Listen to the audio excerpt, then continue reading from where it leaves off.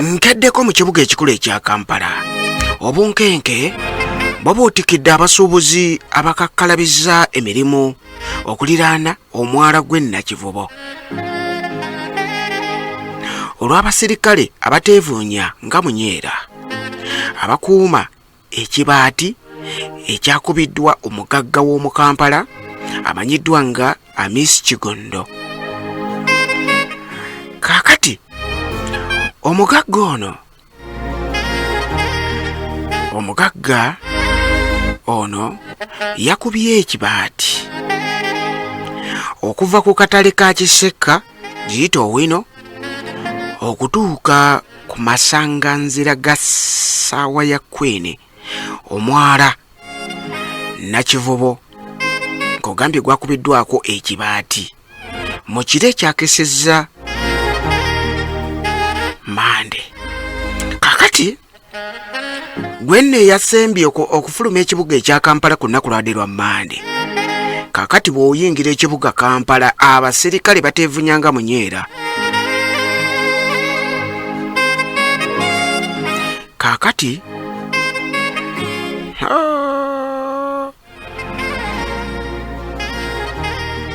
bw'otunuulira omwala gwonna kigambibwa omugagga yazze kukulaakulanya omwala ogwo. Security eri waggulu nnyo era yeeyongedde y'amaanyi nnyo. Kaakati nno abadde bakolera ku mwalo ogwo n'abaliraanyeewo beeraliikirivu bitya. Abadde bakolera ku mwala Nakivubo beeraliikirivu n'abaliraanyeewo okusinziira ku biriwo kati biraga nti omugagga Haamu agenda kuzimba ku mwala kuno ekifo ekirungi ennyo okuzaama. Ekifo kino kigenda kulabika oba kigenda kwenkana ku bifo ebiri ku mutindo gw'ensi yonna. Kaakati nno oluvannyuma lw'okuba nga ekibati kino ekyakubiddwa ku mwala Nakivubo wakati w'akatale ka kcca ku mwalo ogwo okuviira ddala ku obwino okutuukira ddala ku ssaawa ya Queen omwalo ogwo abadde agulaba guliko ekibati namutayiika era nga security eri tight buli wodda musirikale. Kaakati bw'ogenda mu maaso n'okwetegereza Haamu agamba agenda kukulaakulanya ekifo ekyo azimbeko ekifo ekiri ku mutindo gw'ensi yonna ekitunula ng'omuntu. Kaakati Lukwago omuloodi w'ekibuga Kampala alumiriza bayida we nga sinnakutwala ku muloodi w'ekibuga Kampala kansoke nkulaga embeera nga bweri mu kibuga ekya Kampala awo ku mwala gwe Nakivubo nga bwe guli ngugambye gwakubiddwako ekibati saawa zino wenjogerera guliko ekibati. Kansooke nkulaga embeera nga bweri akaseera kano ate tulabe kiggwera wa kyani bagamba okusinziira ku Lukwago atugamba omuloodi w'ekibuga Lukwago atugamba Haamu yafuna olukusa olumukkiriza okulaakulanya omwalo ogwo. Olukusa yalujja aba KCCA be bayisa resolution tebakoma kuyisa resolution. Omukulu naggaga ono biliyoniya n'agenda ew'omukulembeze w'eggwanga okitegedde n'agenda ewa abaavu. Kakati bw'atuuka ewa abaavu olowooza teyajjayo mawulire malungi. Tugenda kulaba kuba n'ebbaluwa twagirabyeko. Lukwago kaakati simanyi kyagenda kukola naye ebbaluwa twagirabyeko bagiteekako omukono ennaku z'omwezi 2 omwezi guno gwe tulimu 2025 mwezi gw'omunaana guno ebbaluwa eriko ennaku z'omwezi 2. Kakati katulabe ekiri mu kibuga kugambye ekiri mu kibuga obunkenke bwennyini eri abaliraanyi mu kibuga awo omwala gwe Nakivubo n'ababadde bakolera by the way Hamu yakoze kirungi omwalo ogwo gubaddeko bakifeesi bwe bakubbira wali ku wina abaana badde babeera n'obwambe obuso bakifeesi bennyini nga babeera awo nno okulira na kapoliisi awo waliwo kapoliisi akali awo wabeerewo bakifeesi awo amala okubba bw'ati ng'asala ng'abuuka omwalo ogwo gwa Nakivubo ng'adduke nga tolinawo omusanga ate bw'odduka n'ogoberera nga gwowedde badde banyaga abakyala bakeera okusuubula badde bakeera ne banyaga abasuubuzi abasuubulira mu kibuga Kampala Container Village nabo mwino abakyala bangi nnyo abakubiddwa abakyala bangi nnyo abafiiriddwa obulamu bwabwe abakyala bangi nnyo abanyegeddwako ebintu byabwe ku mwalo ogwo era nalabye propose eno era omukulembeze w'eggwanga n'agikkonamu sitampu okusinziira ku bbaluwa agenda byeko omukulembeze ya province development ey'omwalo ogwo nga ekolebwa ham enterprise so kakati ekyo kyansanyusizza nnyo nga nze wabula ki tomanya gwe abadde akolera waawo oba aliranyewo kiyinza okuba kikunyigiriza naye nga kunze nze atera okubeera mu kibuga nga ndaba ebikolebwa mu kibuga wabadde bakifeesi bangi ku mwalo ogwo nga bakuba abantu obutayimbwa pavers eyo development y'amaanyi egenda kulakulanya Kampala kubanga ekifo hamu kyagenda okuzimba ku mwalo ogwo kya ku mutindo gwa nsi yonna. Hamisi Kigundu talina kawandiiko naka okawandiiko kokka kawuuba ke kano ka resolution k'abakansala ke bayisa kokka kaakano akanga 3 omwezi ogwokuna omwaka guno. Kakati omulodi w'ekibuga ekya Kampala Elias Lukwago agamba hamu talina kiwandiiko kyonna era talina buyinza bw'omukkiriza ku kuzimba ku mwalo ogwo era nga agamba ogwo omwala tegulina kuzimbibwako era talina kiwandiiko kimukkiriza agamba alina ka resolution kokka ako KCCA ke yayisa kanso yayisa resolution newe olukusa hamu okulakulanya ekifo ekyo nga 3 omwezi ogwokuna omwaka guno gwe tulimu 2025 keikano nga tulaga ekiwandiiko ka resolution era ka resolution kano kaliko emikono gyegyo ebiri yeno resolution gyegyo emikono ebiri omulodi atulaga agamba hamu talina lukusa lukulakulanya kifo ekyo era nga ka resolution kali mu kutambulirako keeko aba KCCA ke bayisa egyakasayininga kalina kulaba kansala akanga 3 kokka nenga ako ka resolution nga bwe twabanyonyola nga kagamba nti ebyokugaana Hamisi Kigundu okuzimba ku mwala nga ffe bwe twali tusaba nti kanso esalewo mbubo babiganye bakkiriza Hamisi agende maaso n'okuzimba ku mwala. Omulodi w'ekibuga Kampala agenda mu maaso n'okubanga annyonnyola era nga alumiriza olukiiko lwa KCCA okuwa olukusa hamu okulaakulanya ekifo ekyo. Kankongere owulire eno emboozi etandika butandisi ngera gikuwa obujuvu bwayo kakati gwe ojja tubuulira ani mutuufu ono kyakola kituufu ekyokulaakulanya ekituufu tuwone bakifeesi oba omulodi ali ku nsonga nkulu. Byonna tugamba bimenyebwe kuba tebirina plan tebirina ne masati. Omulodi w'ekibuga agamba ekikomere ekyo ebibaati omugagga byakubye ku mwala azimbewo ekifo ekigenda okulaakulanya omwalo ogwo oba maduuka oba ki oba agenda kuzimbawo yamanyi naye nga plan by the way bw'oba olaba new development ya drainage eyo eya Nakivubo genda ku Twitter handle eza hamu Kigundu ojja kulaba ebifaananyi amatiribo nange ekifo bwe kigenda okutunulamu ekifo kinyirira okuzaama ekifo nalabye nga kinyirira genda ku Twitter handles ebifaananyi hamu byatuteereddeyo ekifo efunga bwe kigenda okufaanana nga kiwedde kiri kinyirira wow kinyirira. Byonna tugamba bimenyebwe kuba kakati omulodi agamba byonna mubimenyewo mubimenyewo mangu mubimenyewo ina plan tebirina nema certificate tebirina konda nti teyafunye certificate okuva mu nema bakitongole kya butonde bw'ensi gano yonna tebirina kiwandiiko kyonna kirina makulu mateeka okujja ku resolution kaba kansala si bibimenyebwe byonna ffe kyetugamba si Kibati kyokka naye n'ebyo ebizimbibwa byonna bimenyebwe kuba tebirina approved plan. Kaakati agamba n'ebizimbe byonna bimenyebwawo tebirina pulaani. Kale nno luli kino oba kinaabeera hamu verses Lukwago simanyi. Waliwo baali bagamba ne hamu ayinza okuvuganya mu kalulu naye okubwa Lord Mayor awo bojja kuwulira awo bojja kawulira naye kale katulinde kasita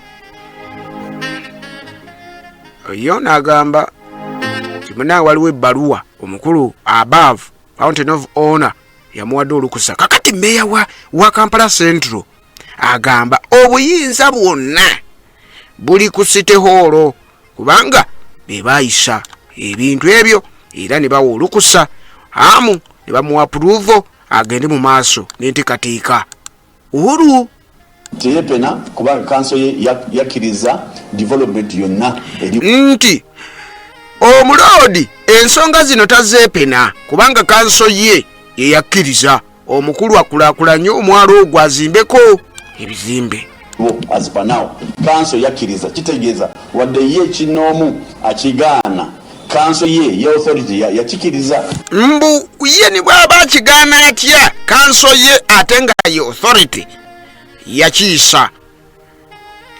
Kanso neekulirwa omukyala ayagala okwesimbawo kubwa woman MP Kampala Zahara Luyirika yagikubiriza yakiisa gamba omulodi aleese enkulaakulana manya omugagga aleese enkulaakulana nga lwaki tugaana nekiisa.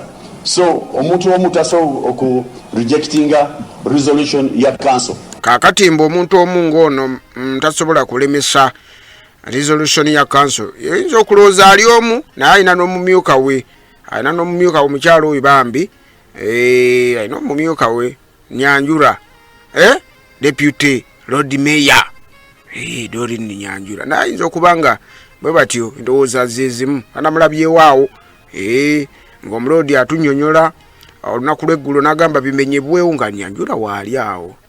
So nze nga Mayor njagala kukakasa division yange ya Kampala Central Division teyina kakwate mu ekyo era nga yagamba nze sibirinaako yabyejjeemu agamba ye division ye nga ye tebiriimu KCCA yabiisa kakati akulira ekibuga ekya Kampala Lord Mayor w'ekibuga agamba wayi nze sibimanyi ko okitegedde sibimanyiiko kakati ebyo bibadde bikyali awo ulira bwino omupya najja ku menza ebyo nga bikyali awo ebyo nga bikyali bityo ne wafubuutukayo ebbaluwa eraga nti pulezidenti w'eggwanga lino ye yawa olukusa mu okulaakulanya omwalo ogwo oluvannyuma lw'okulaba proposal ye nga munnange nungi okuzaama era nga munnange ebbaluwa eriko ennaku z'omwezi nga 2 ogw'omunaana 2025 guno omwaka era ng'omukulu n'akoonamu sitampu n'agamba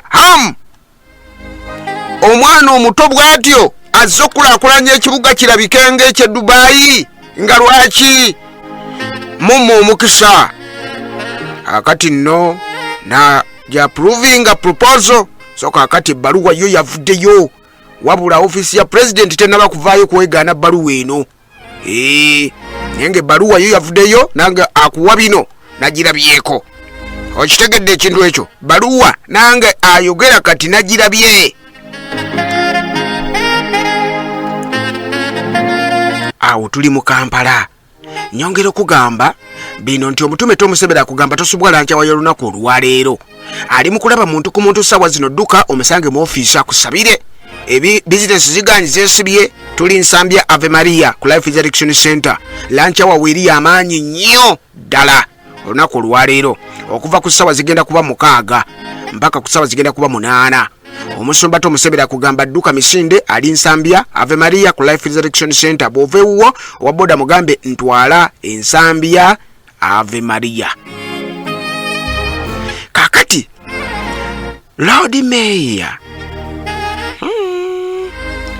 akyagenda mu maaso n'okubanga nebubativu ndoza ensonga ya Lord Mayor bansembyeyo eno ndoza kansembyeyo eno ya Lord Mayor kuba olwakadde ku byonna sijja bimalayo kuba naye nga bikyali bingi ebikwata ku nsonga eno omuloodi awanda muliro. Hustle. Go through the formalities.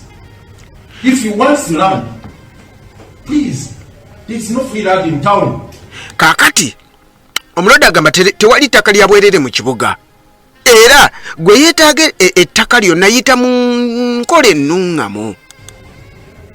There is no free land in tewali ttaka lya bwerere mu Kampala mukitegedde. You just come and grab it like that. Ojja buzi n'owamba ettaka gwe. Just like that. Bawamba bwe bati ettaka wamba buwambi. Let me tell you this. Kankukakase kino. That stadium was of monumental value. How never paid for it. Ekisaawe ekyo kyali kyankulaakulana. Development. Everything he has got around that area. Mbwe ebintu byonna byafunye mu kifupi n'okuliraana ekisaawe ekyo. He's even property access to the monuments like Ekibati, Kudembe, Chirai. Everything Ham is getting. I don't know why he's really have like as a tycoon. The man who just grabs. I told you this. Anyway, let me end there. Naye bimuweddeko. Naye bimuweddeko. Naye nga yakulaga ebbaluwa yagiraze yafunya approve okuva eri above. Oli ku 14 katonyeze 5 JFM essanyu etandikira bwino ku bwino ensonga zonna z'otannategeera z'otannamanya tuzinoonyereza ne tuzikutuusaako awo ng'abalala tebannazikuwa okitegedde tuzifeffetta wonna we ziri ne tuzikuleetera awo n'ozitegeera bulungi nnyo. Kakati ndoza tuve ku by'ekibuga tugende ku nsonga z'abeesimbyewo okuvuganya mu kaluluko bwa pulezidenti. Omuwendo wenzidde ku mpewo olwaleero baweze abaakajjayo empapula bali 179 bagenze mu byafaayo abagwanyiza okufuna empapula oba okufuna abagenze ne bejayo empapula zino ne begwanyiza okufuna obwa president baweze 179. ene namba tutera kuziraba mu nsinga Irani ono first day Irani solofuna abantu nga 10 bino ntera biraba mu gwanga ngali ya Irani ku first day nga balangiridde nti abasobola mugende mujjeyo ajukira abakwata kusemateeka ekomo ku myaka ne bivaawo komo ku bisanja ne bivaawo ejirimiti bwe yavaawo bweti kakati ne balekawo bulesi nti myaka 18 bweweze 18 osobola okujjayo empapula ne weesimbawo. Kakati nno nalabye n'abalimi abavuzi ba boda bonna beesowodde bagamba nange nsobola okubanga okutambuza emirimu gy'eggwanga. Kakati nno omuwendo guweze 179 abeegwanyiza. Kakati ku bano 179 kuliko ekibiina ekya National Unity Platform olunaku lw'eggulo bajjeyo kaadi era nga ngenda kubanga nkutwalayo bulungi nnyo omanye ekiki ekiri mu nkambi eyo. Aba NRM bajjayo kaadi, ekibiina kya DP kyajjayo kaadi olunaku lw'eggulo nakyo ngenda kutwalayo manye biki ebiri eyo mu nkambi yaabwe. Aba UPC nabo bajjayo kaadi, FDC, NED n'ebirala bingi. Commons Man's Party ab'Olusaniya mwabanyumirwa okuliira emmere ku Lusaniya. Musajja wuuyo yaleeta ekibiina kakati ye wa Lusaniya. Kakati nno ng'ebyo bikyali awo abo abantu balina okutambula mu district 98. Kakati bekiba nti olina okutambula mu district 98 olina okuŋŋaanya emikono. Buli district bakwetaazaamu emikono gy'abalonzi 10 era nga olina okubanga ogisubmitingayo before nomination ng'ennaku z'omwezi 10 before bwe tutuukiranga ennaku z'omwezi 10 Septemba olina okubanga emikono wagiwaddeyo dda. Kakati weetaagisa okufuna emikono 908. 908. Kakati olunaku lweggulo waliwo eyali muna FDC ye egigi yagireese, wabula wadde yagireese akakiiko k'ebyokulonda kagiganye. Okitegedde ekintu ekyo? Wadde yagireese akakiiko k'ebyokulonda kagiganye. Nsonga ki? Ojja kubitegeera oyongera okuwuliriza. Emikono kagiganye. Awo wetuli lwaki kagiganye oyongera okuwuliriza. Ono nno owa independent eyali katumuyite former FDC presidential aspirant Moses Byamugisa, era nga yesimbye bwa namunigina, era nga munnange ayagala kufuuka president wa ggwanga lya Uganda. Emikono yagambye nze nina obuwagizi bungi nnyo, era nga abawagizi emikono bagimpadde dda, era nengenda byafaayo nze asoose okuzza emikono mu bwangu. Agade ye yatalaaze edda district 98. Simanyi emikono yagifunye atya, era n'ennaku kati ndowooza nabo balabye akakiiko k'ebyokulonda kalabika kalabye ennaku okuva omukulu ono we yajjayo empapula.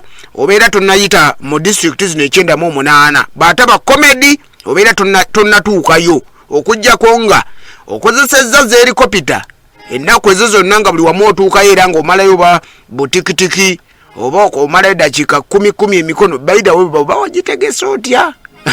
Kubanga byakutalaga mu district emikono oginoonya nju ku nju. Waliwo nange waliwo abantuuseeko ne bangamba omusajja wa waka bannange omukono tugwagala, omukono gwange ogwagala gwe. Nange waliwo ade bansaba emikono. Kati nno akati mujja kubalaba eyo mu bitundu byammwe babasaba emikono. Okitegedde? Bajja kubasaba emikono, mugende mubawe emikono mubalaba nga kyekyo. Wabula kyolina okumanya omukono gwo gugenda ku muwagizi omu. Omukono gwo bw'ogwowa NRM kitegeeza owa NUP togumuwadde, bw'ogwowa owa NUP owa NRM togumuwadde. Era bw'owa emikono abasukka mu 2 kitegeeza emikono gyonna giba mifu. Okitegedde? Emikono giba mifu egyo. Era nga omukulu ono gwe nkugambye Moses Byamugisa atukakasizza bulungi nnyo n'atugamba emikono yagiwezezza n'ayisanamu, yafunye emikono omutwalo mulamba agirina, wabula akakiiko k'ebyokulonda nga bwe nkugambye kagiganye. Era ne bamugamba bamuwadde amagezi addemu aginoonye, addemu agireete nga wayise wiikisi 2. Kitegeeza mu wiikisi 2 asobola okuddamu n'atalaaga ebifo ebyo bwe kibanga amagezi ge bamuwadde yagakutte, ye bw'aba alowooza nti kimala zafunye kimala. Mutuufu awe bw'abanga alaba kyekyo. Naye nga akakiiko kagiganye. Jjukira abalala bakyakima bukimi, kati simanyi era ndowooza katuufu kubanga yatalaaze ddi district zino. Bw'abanga emikono teyagifunye mu ngeri eri abalala gye bali mu kwogera, waliwo engeri endala ey'okufuna emikono. Tabanga engeri gye yakozesezza. Katufune omuwulire kyagamba. On this 18th of August 2025,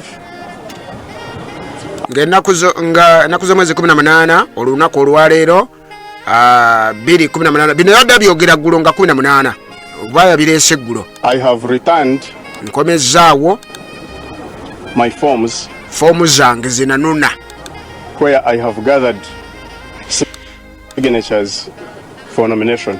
Era nga bantu nga bwe nakimaano foomu ne bantuma emikono ntalage district 98 emikono district ezo nazitalazeemu dda n'emikono ngiwezezza gigino. Effectively, I can confidently claim that I'm the first. Era nga munnange nkikakasa era ngenze mu byafaayo nti nze asoose okuzikomyawo. Presidential contender to return signatures. Nze omukuba esimbyewo oba abaagala okwesimbawo asookedde ddala okukomyawo emikono gino. So I think now Ugandans should be told of the real numbers. Era nga bannange Abannayuganda mujja kuba basanyufu nnyo not the 100 and whatever that I was hearing. Si mikono bukono 10 ngaje bali batusaba kati nze nasusizza namu. But now people can start counting. Era mutandika okulaba mugiraba Because here are the signatures. Emikono gye gino bannange gye gino. On this 18th of August 2025, I have returned my forms where I have gathered signatures for nomination. Effectively, I can confidently claim that I'm the first presidential contender to return signatures. So I think now Ugandans should be told of the real numbers, not the 100 and whatever that I was hearing. Kakati ekibiina ekya Democratic Party nakyo kyagenze ne kijjayo fomu era nga okuyita mu secretary general wakyo basobodde okubanga bajjayo fomu ey'obwa president general bamuyita Gerald Siranda general secretary Gerald Siranda on behalf of their candidate Mao basobodde okubanga bajjayo fomu. Ekibiina kino kyajja fomu kansoke nkuwe bebajoyogedde ne nkubulira ekirala ekikwata ku kibiina kino. We believe that transition of Uganda will not only come by the ballot. Bagamba abaddipi bo bakkiriza nti enkyukakyuka ya Uganda yo tejja kuva buvi mu kalulu. We come to the ballot to run a crusade. Bazze buzi kukola lukuŋŋaana kuyisa oba bivulu. To rally Uganda for what we want to see. This ballot can never change Uganda. Nti akalu kano kayinza obutakyusa ate muzeemu kaaki nga mumanyi nti kasobola kyusa Uganda. Here to pick the awo DP muba mulimbyemu forms to rally Uganda into a crusade to start a negotiation and engagement of where we want to go. Baagala ku negotiatinga Uganda balabe nga bakituusa we bajagala bambi. Kakati Siranda yabudde n'atukakasa bulungi nnyo. N'atukakasa n'atugamba nti munnange enkolagana yaffe ne gundi ne NRM enkolagana yaffe ne NRM okubanga munnange NRM tukolaganira wamu nakugamba bano bafumbirwa mu NRM bakolera wamu tebagiwakanya nga ekibiina bwe kiri nti kya opposition.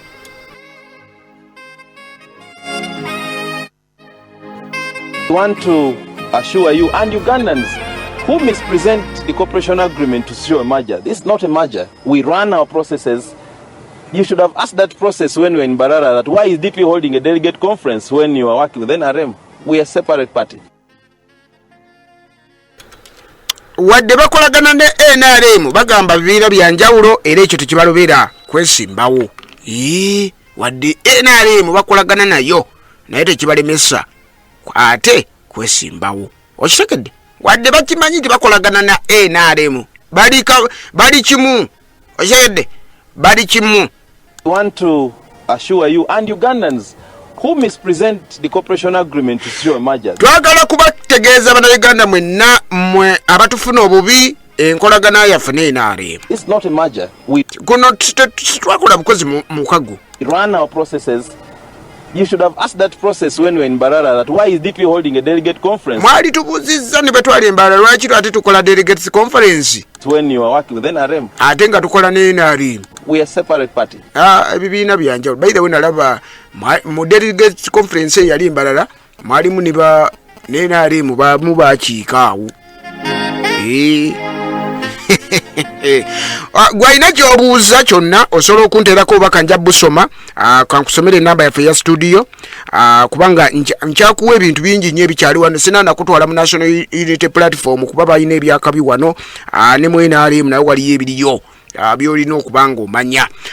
Nteera obubaka ku 07551 742 ye studio line nteerako message njagiraba bwe naba maze emboozi awo gye buddaka oba ya nuupu bayawa ate tujja kukwata ku masimu ate M23 ate tuwuliremu Abannayuganda ku nsonga nga bwe muziwulira mugamba mutya teekako buteesi message kati naye nja kukwata awo gye bujja essimu kanji kusomere kubanga enda kukwata amasimu era gwe tekako ya time weetegeke okuba ojja kunfuna ku 0751227 kanjidde bwera gisome emirundi 3 ngende mu maaso n'amawulire gange 0751227 ogusembayo kanjisome 0751227 teekako obubaka bampita omusajja wawakananyini byafaayo kakensa mu kunoonyereza. Tuli ku program bwino ku bwino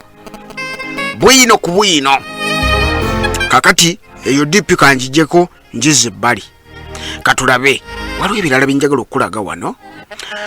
Dipi njitedde ebbali, dipi njizizza ebbali. Katugende mu National Unity Platform tulabe ekiriyo. Katugende e Makerere, tugenze Makerere, tuli Makerere. Kakati ekibiina ekya National Unity Platform nakyo kijjajeyo empapula era nga nakyo kyagala kukyusa kulaba nga nakyo mambe kikwatamu. Wiiki eri omukulembeze w'eggwanga His Excellency Yoweri Kaguta Museveni naye yajjayo empapula era nga munnange abazimugirayo kwe kwaliko omunnange Haji Moses Kigongo n'abalala abagenda maaso n'okuba nga bawerekerako nga basobola okuba nga bajjayo empapula. So kakati National Unity Platform empapula yazijjeeyo. Abajjayo empapula kubaddeko omubaka Nakawa East,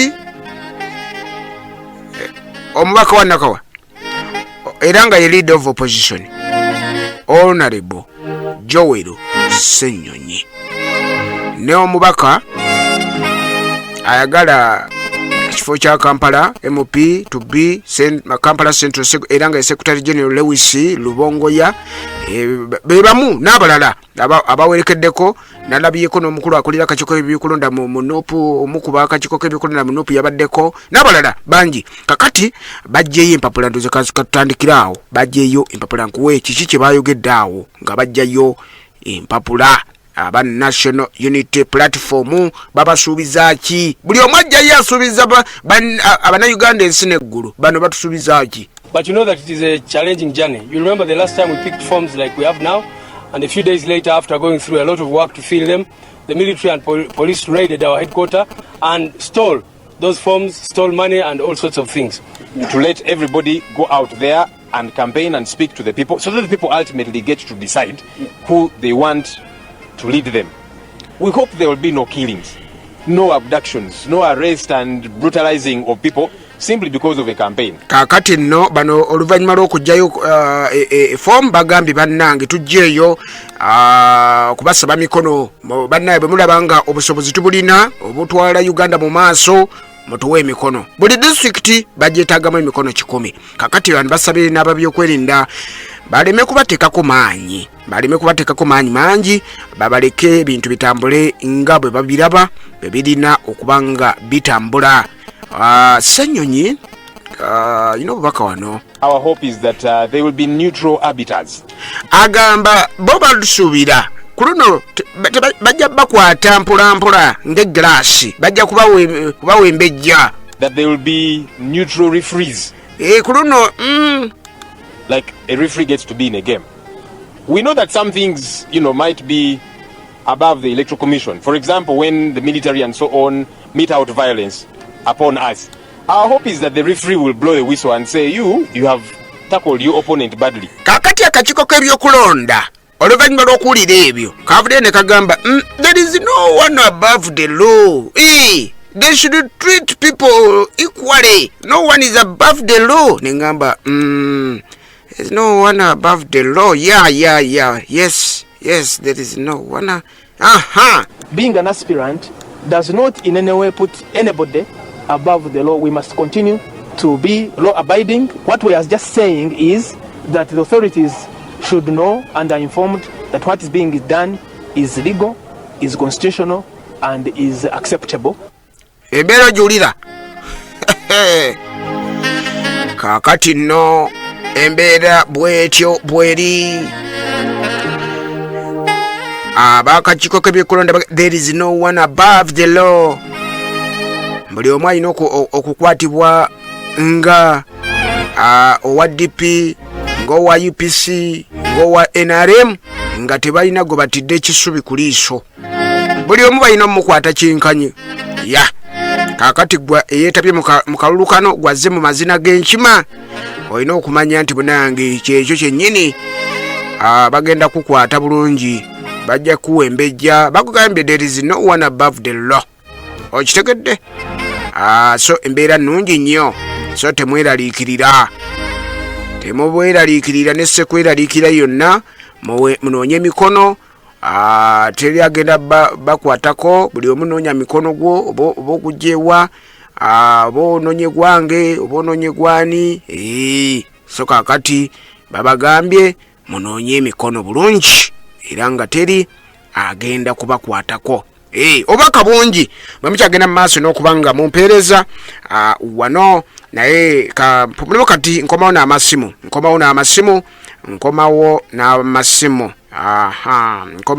n'amasimu kankusomera ennamba nkole ku ssente z'abakama bange wano nkomewo nkwateyo essimu 2 ate tweyongereyo essimu kogenda okukubako mu ddakiika eddako ojja kuyita ku 0751 22 74 13 olina omusajja owawo kananyini byafaayo kakensa mu kunoonyereza kankomewo.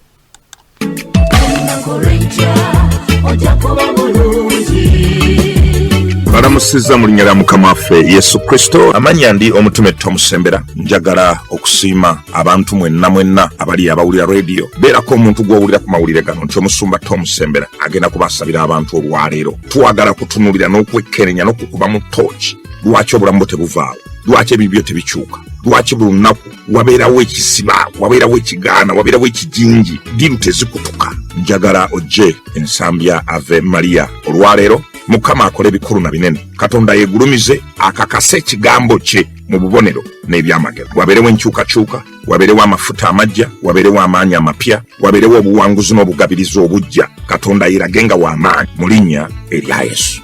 Era njagala Katonda oyo ayinza byonna abampera omukisa nga mutambula olwaleero mbagambye ndi mulankyawa leero. Oyagala saala, oyagala kusabira, oyagala Katonda yeerage, oyagala Mukama yeegulumize, tambula ojje ensambya Ave Maria. Mukama abampera ennyo omukisa tusinkane ensambya olwaleero lankyawa ndi nsambya leero. Thank you Jesus.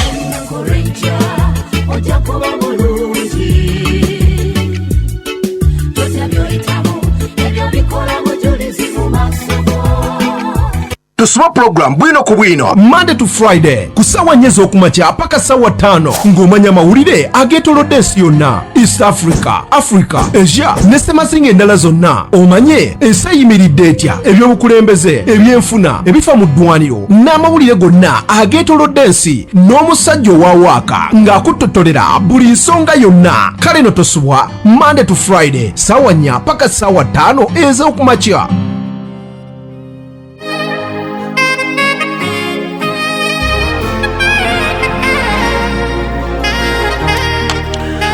Alright, kishikome munya akatonyize tanje FM essanyu etandikira simu ate maze okuba nga ngiteekako bulungi ate kandabe amasimu ate kyemugambe eyo mwabagenda maaso n'okuba nga muwuliriza namwe abagoberera kandabe ono kyagamba. Hello Sebu. JFM hello. Yebaleko Sebu mbuna waka. Kale Sebu nawe jebaleko bakuyitani osinzidewa. Amayenze byarwanga tunoze osinzidewa n'ubuwero. Yes Sebu. Ogamba otya Sebu na ndaba Uganda eno abasajja babaleke eddembe lyabwe bafuge.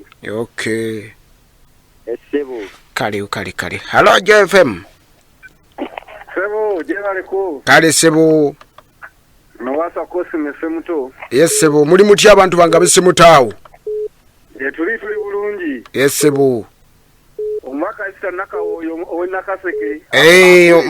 Mumanyi bulungi nnyo oyo. Mumanyi bulungi.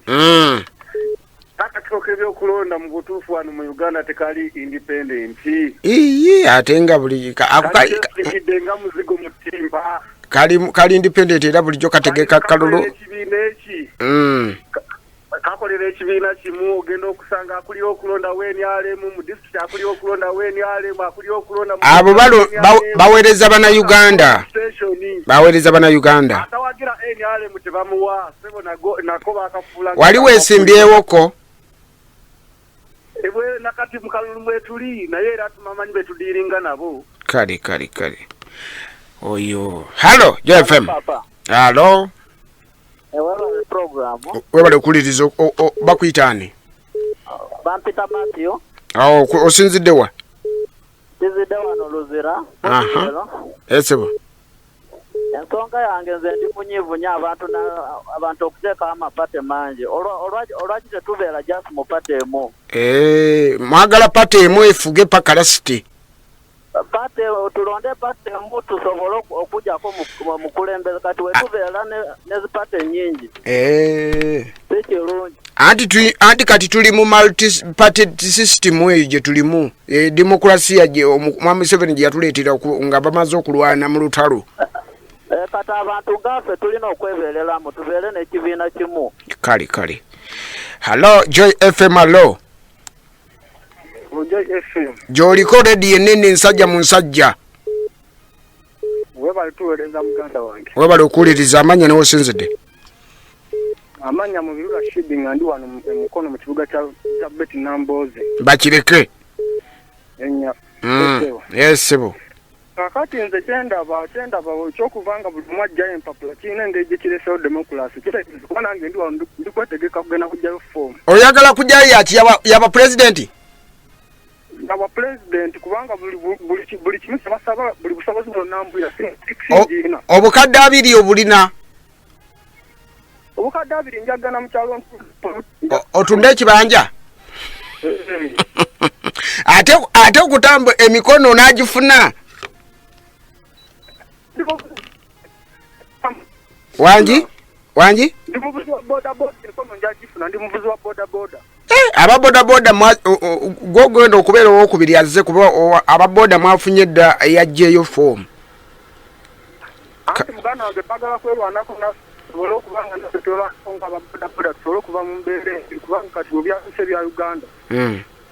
Byakwerwanako muganda wange. Kale. Hello, katukusabire munange emikono ogifune. Hello sebo. Wangi sebo. Nkyali omuganda wange anti obadde wambulako ne ngamba omusajja wange. Kiki?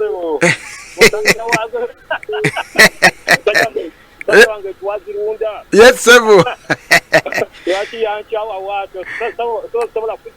Yes sebo. Sebo. Nkimanyi bulungi. Simanyi empeereza sebo. Webale kusiima. Owange. Sebo. Ng'ekikendabe mu Uganda. Uganda girabe tufa. Kubanga ate nga amwaze kulaakulanya Kampala ate mu mwagala okumulwana. Uganda girabe tuka sebo kakati ekirala. Amu okimanyi bwa wakubye ekibati. Awo yebetwalawo. Anti kati olaba nti awo wabaddewo bakifeesi bangi nga babba abantu kati bwazimbawo nakulakulanya bulungi yo kitegedde nti awo batonzewo n'emirimu. Ekyo muganda wange ekyo oli mutuufu naye lwakuba naye amu nekasoseyita mugundi mu mitendera. Emitendera yagiyitamu kuba yasooka mu KCCA era ne bamuwa olukusa. Kati bamala omuwa olukusa proposal n'agitwala omukulembeze ne n'agitunulamu era ebbaluwa gye nalabyeko eriko omukono gw'omukulembeze yawandiikibwa ennaku z'omwezi 2 mwezi ogw'omunaana ne bamuwa approval. Kiroleka kikubuuliza ddala kubanga omuwolereza nnyo. Genda maaso. Kakati ekirala. Kati satiketi eyannema agirina emukirizo zimbawo. Awo simanyi ssebo kati katubirekere abakulu be bajja okutegeera. Kale bali kusiima. So muganda nge nkwagala nnyo naye baaba abantu baganya program yo abantu bajagala nnyo ne bagiyita nantagwa buwomi webale nyene sokola nzimu nyo kuyikamu wangi simu yo baba yo teyikamu kasi toyiseemu baba kubeera jamu okufa kw'obusi baganya program yo kale sebo kale neyanziza hello Joy FM Hello Joy FM musajja wa waka yego oli nayo omusajja wa waka musajja wa waka waka binyo oyogera ne Mogani akichuka kya Mutebi Julius ekira yes sebo mukama wange jiba jotusaako sija gambenga wabula jotusaako omumwa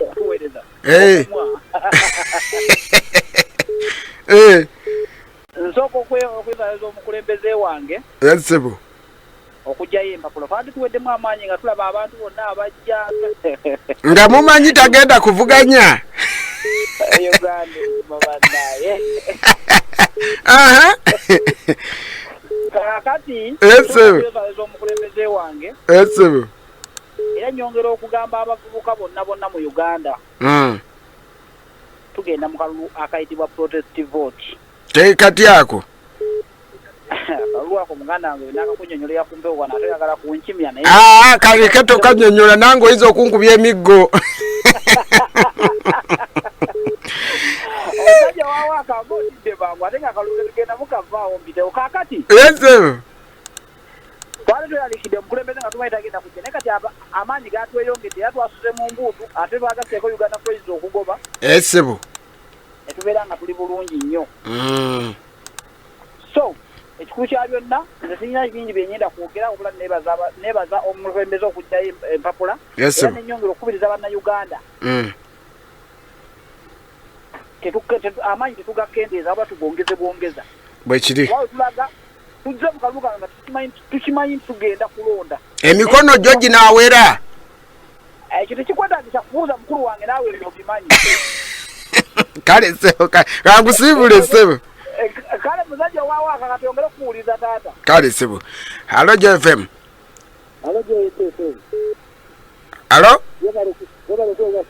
webale okuliriza sebo esebo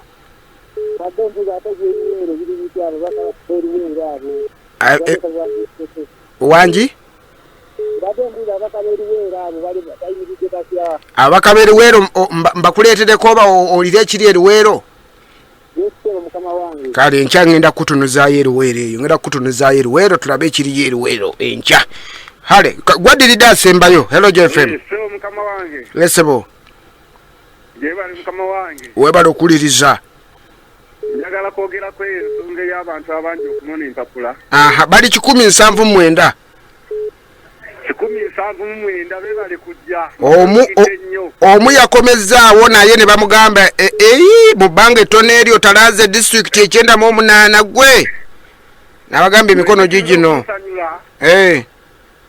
pulezidenti wange Kyagulanyi Ssentamu okubanga yanonye yaginonye kati ekiddiridde kyakunoonya mikono nange mbadde ngenda kunona kati tokyanonye ate abali mu ntebe bazebakiramu bwebakizi malwaliro temuli ddagala abaana b'abantu bafa tebakyasoma ettaka abantu babasenda walinga watali bukulembeze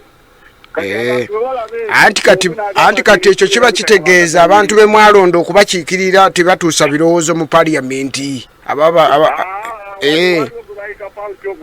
anti kati naye anti ye bw'omulipootingiranga ensonga azikolako abakulembeze bammwe balabika tebalipootinga bulungi kale munansonyiwa akadde kalabika kampeddeko kansomere message emu 2 3 nveeko